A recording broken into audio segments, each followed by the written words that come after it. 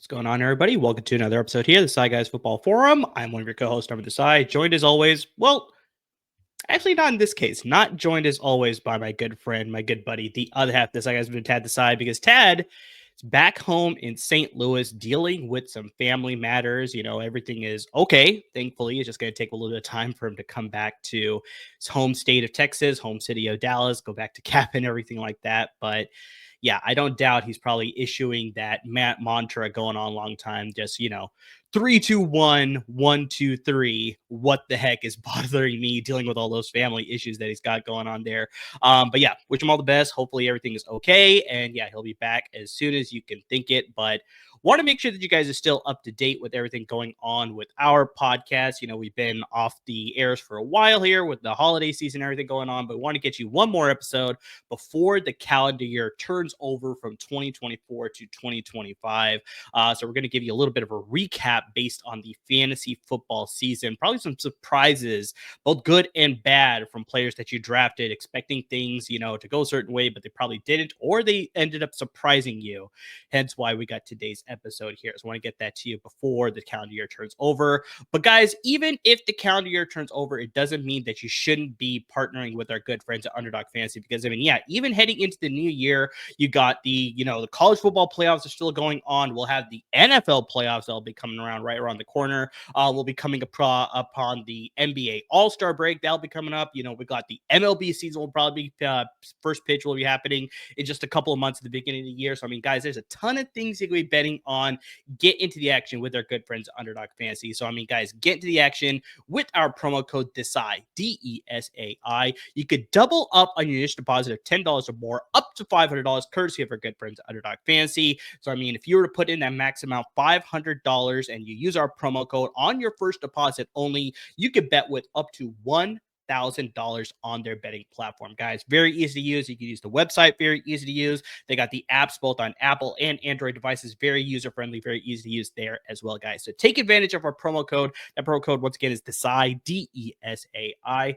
Double up on your initial deposit of $10 or more, up to $500, thanks to our good friends at Underdog Fantasy. So, like I mentioned at the very top here, a couple minutes ago, that we're going to be doing a recap of 2024 fantasy football surprises. This could go in, either a positive direction. This could go in a negative direction. But I just want to highlight some players that, maybe were drafted high that ended up being buzzed. Maybe they were drafted a lot lower or not drafted at all, that ended up being absolute beneficiaries of just good situations, landing in the right spot, whatever it is, new landing spot as far as a new team, just really helping your fantasy team get to the fantasy championship. So, with the championship weekend done now, we want to look back to see just, who helped you get there and who unfortunately may have hurt you to get there. So, guys, we're going to start at the top here. We're going to start at the quarterback position. We're going to go with Baker Mayfield of the Tampa Bay Buccaneers. Now,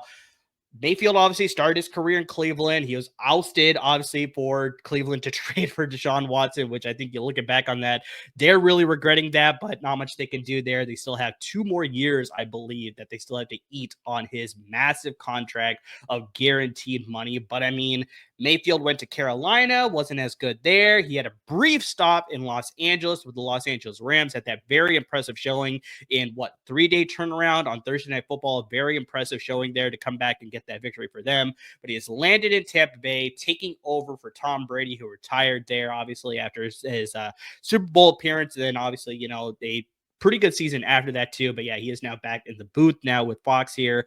But yeah, Mayfield is now the man there. But just, it is just impressive what he's been doing in Tampa Bay over the last 2 seasons, because in his first 5 seasons in the NFL, Baker Mayfield never finished inside the top 15 when it came to fantasy quarterbacks. I mean, in his last 2 seasons alone here in Tampa Bay, Mayfield is going to finish as a top 10 fantasy quarterback. I know we still have one more week to go as far as week 18, but I don't think this is going to affect things as far as him not finishing in the top 10. Yes, I mean, he'd have to have just the worst performance ever, but based on the track record, he's been looking pretty solid. So yeah, he's a lock to finish as a top 10 fantasy quarterback this year. He finished as the QB 10 in PPR leagues last season. And yeah, as mentioned, he is actually a lock, barring any sort of negative performance. Maybe if they decide to sit him, they still have a chance to lock up that division. So that's why they do have something to play for, win, and they lock up the division. They're into the playoffs. So yeah, he's definitely going to be playing his best, but he has a good chance to finish as a top 5 fantasy quarterback this year. So while he's made the improvements coming to Tampa Bay, the biggest thing is just he's made improvements from year over year here in just Tampa Bay alone. Because you look at last year, Mayfield had 8 games scoring over 18 fantasy points in all the full 17 game schedule that he played. He played all 17 games. In those 8 games, Mayfield scored over 20 fantasy points in 4 of those games. Now, if you shift over here to 2024 this year, in 16 games played so far, because as mentioned, we still got one more week to go, Mayfield has already scored 18 or more fantasy points in 13 games. So there's only 3 games where he had a poor performance. Otherwise, all of the games, this guy was your QB1. And so, yeah, of those 13 games as well, they scored 18 or more fantasy points. Of those games, he scored 9 of those games, scoring 20 or more fantasy points. So 9 of those 13 games, 20 or more fantasy points. So this guy was ultimately reliable when it came to the quarterback position. So, I mean, as we head into 2025, we're looking a little bit ahead, and we haven't turned the calendar year over just yet. But as we go towards 2025, you have to believe that Baker Mayfield now becomes a quarterback that needs to be drafted as a top 10 fantasy quarterback. Because I think in most leagues, he is being drafted towards the end of people's drafts, probably as a bench option, as a backup for your quarterback. You probably drafted a Jalen Hurts, maybe a Lamar Jackson. You want this guy as like a bye-week replacement, maybe a matchup-based start based on how things are playing out. But now, also depending on the league, he probably went undrafted as well. But I think there's a good chance now that he has entered the conversation as being a quarterback that you can rely on now each and every week as a QB1. No longer is he just a streaming option. I think he's proven himself in Tampa Bay. So yeah, looking to 2025, that Baker Mayfield is a guy that, went from being probably a last, middle double-digit round quarterback being taken to possibly be like as a safety net in case your quarterback gets hurt, or yeah, as mentioned, a streaming option, bye replacement. This guy's become a QB1. He needs to be trusted in your respective fantasy football leagues. This guy has absolutely been doing it and doing it really well in Tampa Bay. He's got all the great receiver weapons out there. Obviously, with Chris Godwin, unfortunately got hurt, but when he was playing, he was healthy and good. Mike Evans is obviously there. Jalen McMillan has made positive strides. Cade Otton came out of nowhere. And obviously, you got that backfield to add, ease off that pressure off of him as well. So yeah, Mayfield has absolutely been killing it.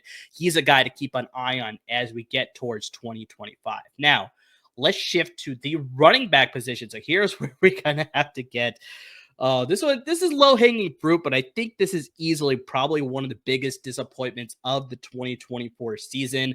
You got to go with the running back. You got to go. This hurts me in more ways than one because, yeah, San Francisco had a terrible year, but yeah, this guy was, I think, partially responsible for that. Christian McCaffrey. Now, if you're lucky enough to be in the top 5, if you're most likely if you're the number 1 overall pick in your respective fantasy football league, you probably drafted Christian McCaffrey with that number 1 overall pick. But man, has that just been an utterly disappointing pick because folks were hesitant on drafting Christian McCaffrey last year, and all he did was he went on and won the Offensive Player of the Year award. He was averaging 24.5 fantasy points per game. He was the 3rd highest scoring fantasy player last season, only behind CeeDee Lamb, who came in at 1st, and Josh Allen, who came in at 2nd. So, I mean, why were people scared to draft him 1st overall last year? Well, you look at the injury concerns, from his time in Carolina, where they were just overusing him on that young body, and they were using him not in the running game, but also in the passing game as well. So people feared that just like has the too much tread off the tires. This guy does he not have it left in him? But yeah, proven that, coming into Kyle Shanahan's system, coming to San Francisco, this has sort of been a breath of fresh air. He looks like just a perfect match made in heaven there. I brought this up when they made that trade. That was just like, still to this day, like, I mean, even as of right now, I'm still in shock that Christian McCaffrey is wearing a San Francisco 49ers uniform. But I think it's just because you see just the match made in heaven between system and the player, just a perfect, symbiosis there of just like everybody is benefiting from this sort of relationship there. It just, yeah, he totally everybody that sort of hesitated on drafting him first overall last year, they're ruining the fact that they didn't. And yeah, people who did it this year, they're ruining the fact that they did, unfortunately. Because yeah, heading into the beginning of the season, we heard some news about him dealing with some calf injuries, a little bit of Achilles injuries, things like that. He didn't play the entire preseason, but nobody expected him to play the entire preseason anyway. So wasn't a big deal at the time, but then as we get closer to that week 1, we're hearing that he's going to be put on IR.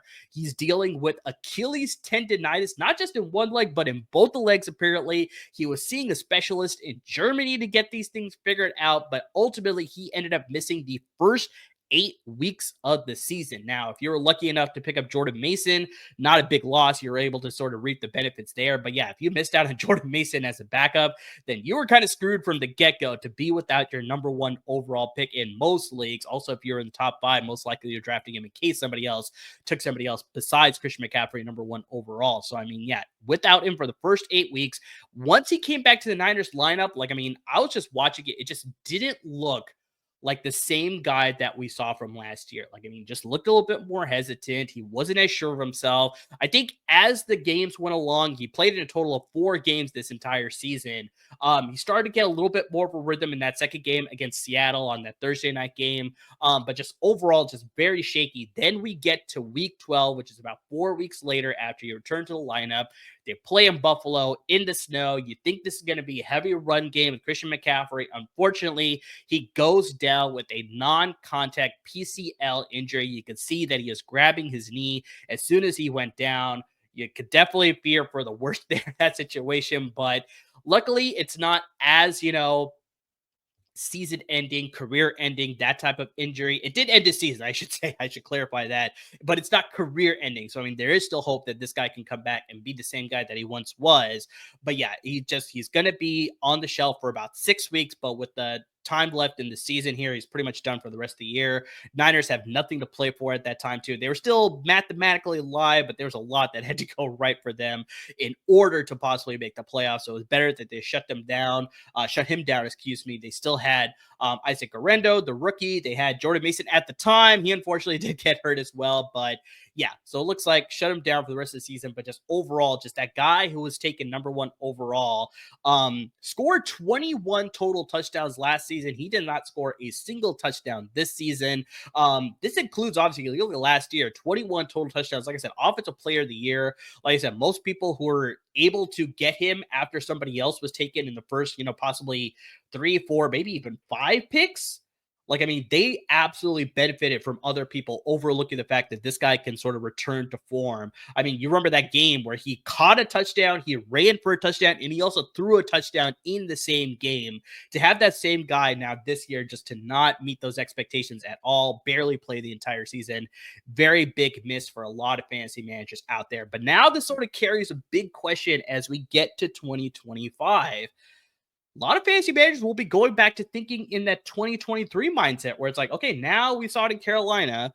Now we saw it here in San Francisco where he's dealing with a lot of injuries that force him to miss majority of the 2024 campaign. So is he going to be drafted in those first 5 picks? Because, I mean, if he can sort of return to form, you're going to get that 2023 version of Christian McCaffrey where he was just an absolute beast, looked like, surefire, like, people were stupid to not draft this guy first overall at the time, but you could deal with the situation where it's like we saw what happened this year, where it's like he missed a lot of time. He was dealing with a lot of injuries. He suffered another injury once he did come back, missed the entire season. So, like I said, played a total of 4 games this season. So it's like, which Christian McCaffrey are we going to get? Like I said, that PCL injury was only a 6-week injury. So he's going to be out for that amount of time. He should be able to ramp up as we get into the offseason. He should be good to go by the start of camp, but you never know. Something could creep up. And I mean, he's still luckily in his prime, but I mean, as far as running backs are concerned, he is getting a little bit older as the years go along. I don't know how much dependable he can be. So yeah, this is a very big question mark as we get closer to 2025. Once we get closer to 2025, as far as just, Is this a guy we could trust? This is something that's going to be a very critical piece as we get into the offseason with San Francisco here. Just how are they going to approach him? Are they going to get better, backups behind him? They had some pretty good options, but they also dealt with a lot of injuries. So Elijah Mitchell was out for the entire year. Jordan Mason's now out for the entire year. So will they be able to find some sort of semblance to back him up? And if that's if they get a lot of pieces to back him up, maybe that's sort of a significant sign as far as how much they're going to rely on Christian McCaffrey going forward. So that is a very intriguing piece going into 2025 as far as the health of Christian McCaffrey and just whether we're going to see the same guy from him once we get into the new year. So, yeah, very critical offseason for San Francisco and Christian McCaffrey specifically. All right, let's shift to the wide receiver position. And this is a guy me and Tad were super high on when he came out of the draft process, but unfortunately where he landed, he was going to be behind some top tier talent at the receiver position. But I think this year with the change of the offensive coordinator, with Ryan Grubb, and the new coach there in Seattle, Mike McDonald, Jaxon Smith-Njigba was a guy me and Tad had our eyes on as far as he could totally break out in 2024. And JSN took a big leap in 2024. I mean, he became the leading receiver in the Seahawks offense. I mean, this is totally a big leap forward for a rookie. Now we have to see whether he could sustain that, but I think this offense really benefited Jaxon Smith-Njigba because he struggled to find the field last year in his rookie year. He was stuck behind DK Metcalf and Tyler Lockett. I mean, he is still able to total 93 targets, 63 receptions, 628 receiving yards, and scored 4 touchdowns. This was all while only playing 675 snaps on offense, compared to both Lockett and DK Metcalf playing over 800 snaps of offense. So, I mean, you can see that the potential was there coming out of Ohio State. This guy was definitely highly touted as being a good receiver, going to be a good receiver at the next level. And just it took a little bit of time for him to adjust to this new offense. They're using him out of the slot quite a bit, which is very similar to what they did at Ohio State. So I think Grubb and the Seattle Seahawks offense is definitely utilizing the skill set that he has. And he's become a very potent piece of that Seahawks offense. So you look at this season here in 2024, Smith-Njigba has gone over 1,000 receiving yards, and he's leading the team in all receiving categories. So he's leading the team in targets, receptions, receiving yards, and receiving touchdowns. And I mean, this is the big thing too, because he's also leading the team in targets and receptions by 30 more than the second place player, which is DK Metcalf. So he has 30 more targets than DK Metcalf and 30 more receptions than DK Metcalf, which is second on the team in both those respective categories. So JSN could have finished in the top 5 at the position. Unfortunately, he's right now at number 7. Depending on how week 18 goes, he may drop a little bit. Maybe he'll go up a little bit, but it's a little bit more, fluid as far as whether he could finish in the top 5. But I think he could have guaranteed himself a top 5 finish if he was able to find the end zone just a little bit more, because he scored 6 times this season. But I just think he probably could have been a lot better, because you also look at where he was being drafted. I think this is why it's a big surprise for me, because we talked about Christian McCaffrey being drafted number 1 overall, big disappointment, barely played, got hurt, not very valuable at all. Talked about Baker Mayfield, where he was being drafted probably in the double-digit rounds, possibly going undrafted in some leagues, depending on your league settings, that you're able to get that sort of result as possibly being a top 5 fantasy quarterback at that position. So you'll look at Jaxon Smith-Njigba. Pre-draft rankings had him at about wide receiver 40 off the board and maybe about 93 overall. So it's like, at least he's a top 100 player when it comes to your fantasy football league, but still, to get that kind of value, like I said, this guy's going to finish as a top 10 wide receiver. To get that value so low in a fantasy draft, this is what we talk about, sleepers and busts, where it's like you get a guy who had the potential there and he's going to go a lot low. So you're going to get all that much value off of it because he's going to finish with a top 10 finish here. So, I mean, yeah, he has been absolutely sensational for Seattle. As we close 2024 and we look to 2025 fantasy leagues, we brought this up before on the podcast. I think I brought it up specifically. That's like, if you're in a dynasty league, this is the ultimate time to move off of DK Metcalf. I think Tyler Lockett, we saw signs the last couple of years that just like he's good, but he's not really the first person that you think of when it comes to Seattle passing offense as far as Geno Smith is looking his way. He still makes, every so often he has a fantastic game, but I think those are few, once in a blue moon sort of situations. Whereas DK Metcalf has been that contributing force. He's been the primary receiver in his passing offense. But now I think with this offensive philosophy shift, coming from the University of Washington, Grubb sort of just has that sort of, spread them out. He had Michael Penix Jr., Jalen McMillan, um, uh, all these guys that are just fantastic on the outside. Roma Dunze, obviously. So it's like they had all these guys that just spread them out, attack him to the air. And so it's like he was able to leverage Jaxon Smith-Njigba out of that slot position and become that much more effective in the Seattle offense. And obviously, fantasy managers were able to benefit off of that. So DK Metcalf is still a solid receiver. I'm not going to deny that. He's still got a lot of production around him. He had over 100 targets. He had 90 plus he had 70 plus receptions this year. I mean, he had 900 receiving yards. He still got a chance to surpass 1,000 receiving yards. But I think in this offense, it's more geared towards that slot position. I think Jaxon Smith-Njigba is going to grow that much more in this offense as we get further along with Grubb in this offense, with Mike McDonald being a defensive heavy guy. He's going to rely on his offensive coordinator, rely on just building out this offense and getting the most out of it. So if you're in a dynasty league and you have DK Metcalf, his value is still pretty good. I would try and offload him so you can get some good draft picks or possibly shore up any positions that you have on your roster that may be lacking a little bit. Maybe you have an aging quarterback. Maybe you need some better running backs. Whatever it is, I think DK Metcalf is slowly going to be fizzled out of this passing offense. Still productive, but I think Jaxon Smith-Njigba has sort of usurped that number one role in the Seattle Seahawks passing offense. And I think he could definitely be a guy that's just way more valuable in the Seattle Seahawks offense compared to DK Metcalf. So if you have an opportunity to trade DK Metcalf in a dynasty league, I would definitely consider doing that. And if you have a chance to acquire Jaxon Smith-Njigba, I think the asking price for Jaxon Smith-Njigba may be a lot higher because he's so early in his career and he had such a fantastic year too in the NFL. The asking price for Jaxon Smith-Njigba is going to be a lot higher, but to trade DK Metcalf, I think that's going to be a little bit more reasonable. You can still get good value for him. You can shore up some other positions. You get some draft picks and obviously build out your team that way with a good draft class coming in. Maybe not the quarterback position, but the other positions I like as far as running back, wide receiver, possibly even tight end. Get some draft picks for the rookie draft. But Jaxon Smith-Njigba is a guy to sort of keep an eye on as we go to 2025 because this is also a thought. Geno Smith had that fantastic 2022 campaign. He's played good in 2023, also played pretty good in 2024, but just not that same level in 2022 that I think Seattle was expecting for him to continue to build and just become that much more of a franchise quarterback. Now, they have locked him up. He is their franchise quarterback, and obviously, based on what we saw from Sam Howell this year, that's definitely, Geno Smith is the guy. But if they decide to entertain the idea of maybe drafting somebody in this year's draft, there's still a lot of talent in this year's quarterback draft class. Maybe not so much talent that should be drafted high in the first round. We'll see about that as we get, further into the draft process here. But there are some guys that you can get late that I think could benefit Seattle as far as like being good backups, possibly push Geno Smith as far as competition, or maybe even look to the free agency because we talked about, Michael Penix Jr. is now the starter in Atlanta. They're going to cut Kirk Cousins. They're going to eat that loss there. So maybe you think about entertaining, bringing in the idea of Kirk Cousins. You obviously got Sam Darnold. He's playing on a one-year contract in Minnesota.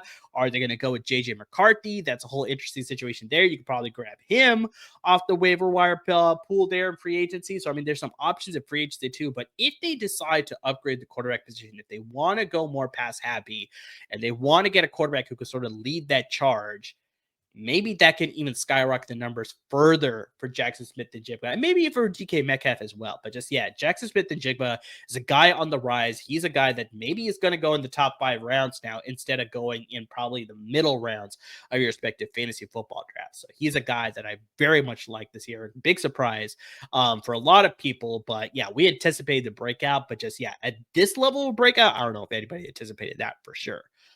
All right, let's get to the tight end position here now.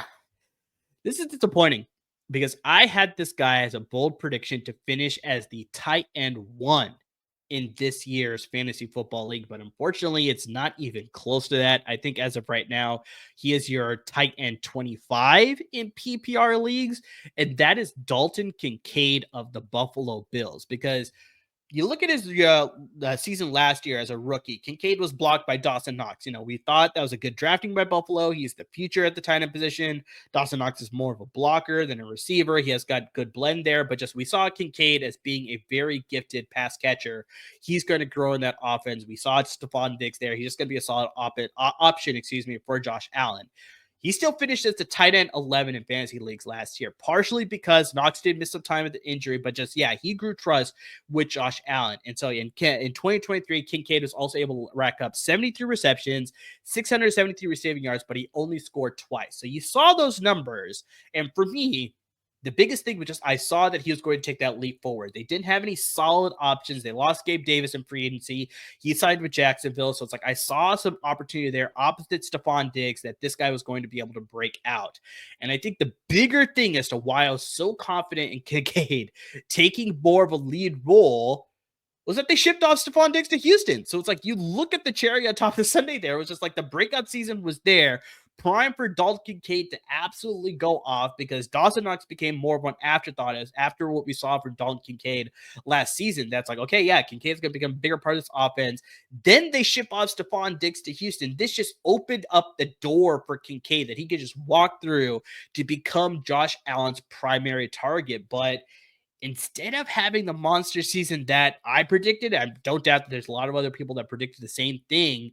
He dealt with some shoulder injuries, dealt with some ankle injuries that prevented him from playing a full season. But just even when he was healthy, because that's the big thing, even when he was healthy, because only missed a handful of games, he failed to make a significant impact in this offense. He scored a total of 2 touchdowns so far. He's still got 1 week to go, but Buffalo doesn't have anything to play for, so he may not play a ton in week 18. He's averaging only 3 receptions on the season and under 35 receiving yards per game. So this is just tough because also a total of 3 games this year out of 13 games played that he's played, out of 13 games that he has played this season, he's only scored double-digit fantasy points in 3 of those games.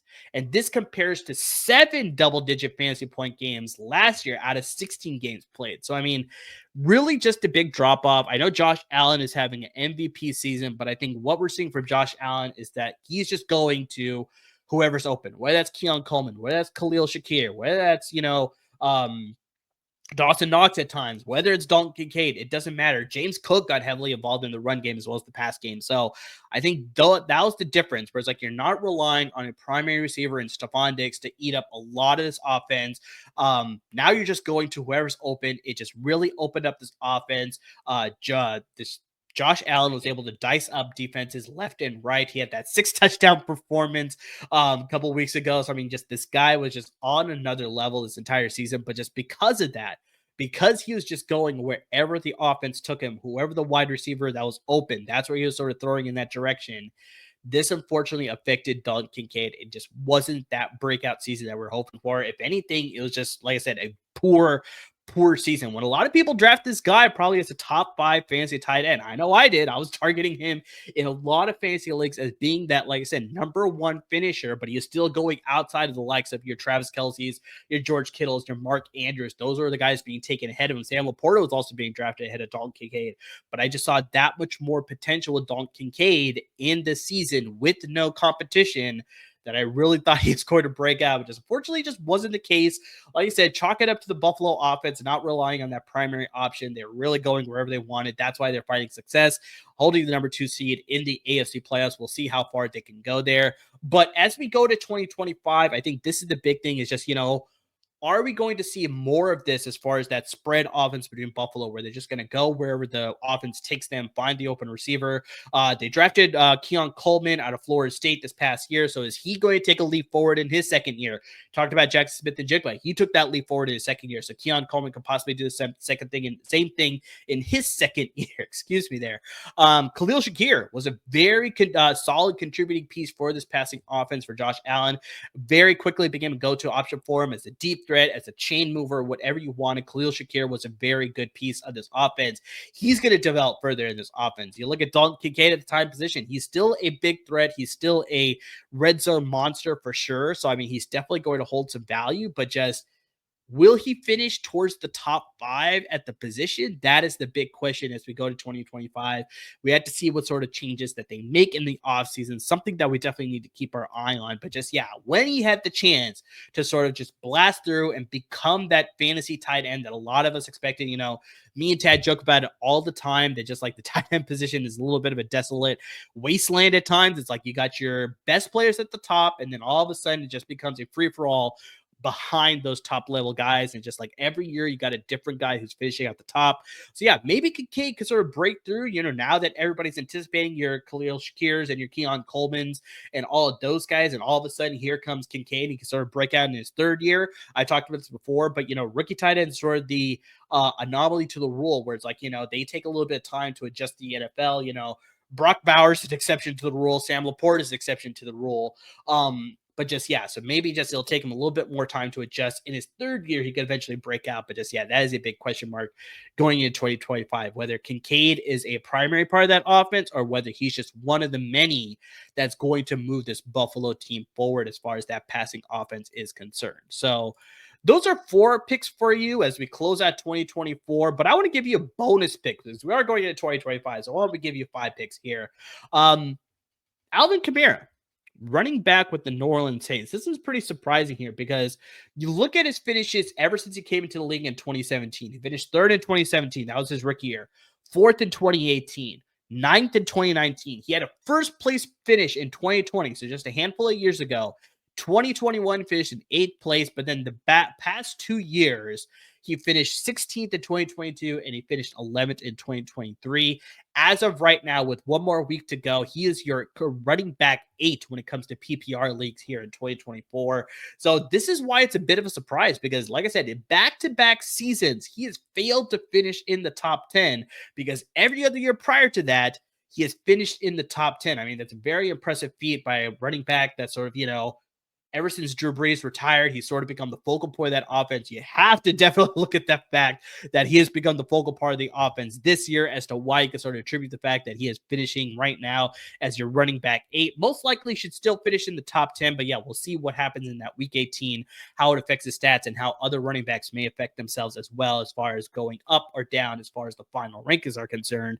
But yeah, unfortunately, the Saints got bit by the injury bug at the receiver position. They lost Chris Olave for a lot of the season and eventually the rest of the season. Rashid Shaheed had an explosive start to the season, but then he was missed for the entire of the season as well. Quarterback Derek Carr missed some time. Alvin Kamara is currently out with a groin injury, so we'll see whether he'll be able to even suit up in Week 18, but most likely they'll just shut him down because the Saints have nothing to play for anyways. They're already eliminated from the playoffs. The only thing they can do is if they want to play spoiler in the NFC South between Tampa Bay and Atlanta to see whether, whoever can benefit for going into the playoffs in that situation. So Kamara was the focal point of the offense. He was doing it through the air, doing it on the ground, just like he usually was. And so this was just a very impressive feat. I mean, he scored double-digit fantasy points in every game this season except for one.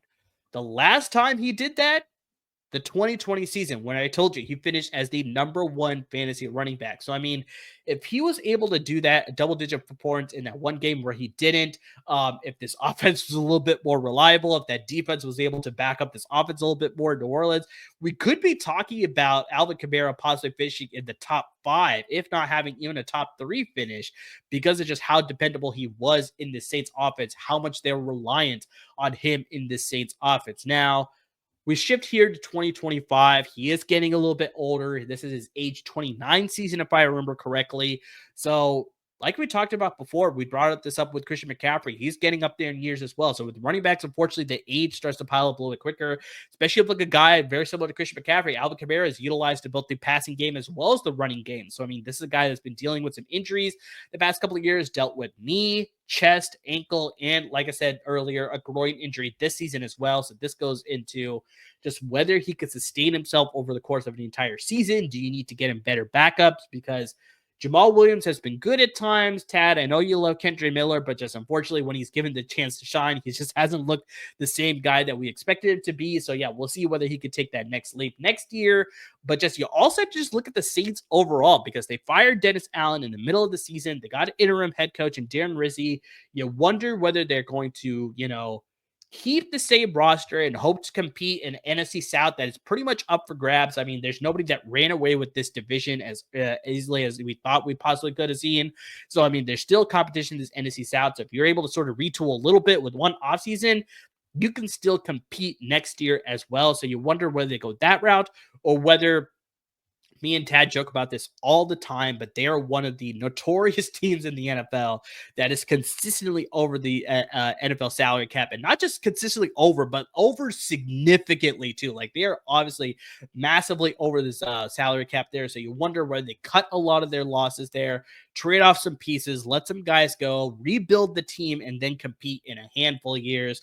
I don't know if Derek Carr's the answer. Certainly doesn't look like Spencer Rattler is the answer either. So, I mean, yeah, you have to figure out whether you have to find a new quarterback as well. They definitely could use some help all across the offensive line. The defense definitely took some hits with them trading Marshawn Lattimore. So, I mean, there are a lot of pieces that need to fix as well, excuse me.